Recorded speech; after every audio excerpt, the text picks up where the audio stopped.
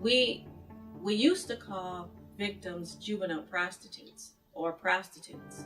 We try not to use that language because we understand that language is very stigmatizing. That language puts the responsibility for an underage kid involved in prostitution, puts the responsibility on the kid. There's no reason that a 14-year-old should hold the responsibility for selling sex to an adult and giving the money to another adult and the child own the responsibility. That's ridiculous. So we changed the language.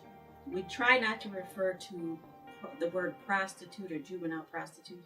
We say child sex trafficking. We say commercial sexual exploitation of children, because we want to remind ourselves as we're saying the words that it's commercial sexual exploitation of children, that it's child sex trafficking. So we remember, oh yes, that's the victim of a crime. That's the victim of a crime.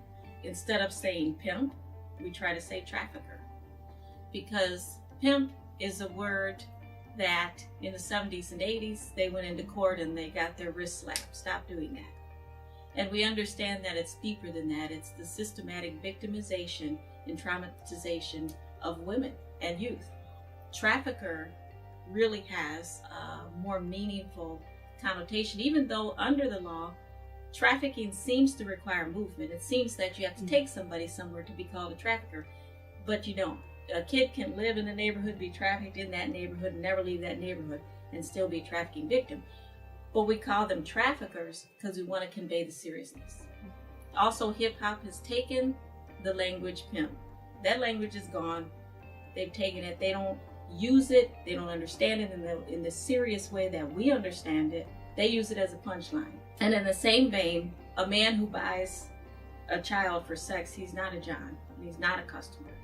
You know, he's a sexual predator. He's a child molester. He's a sexual offender. The way he is in any other avenue when he tries to buy a child. Let's call it by its real name.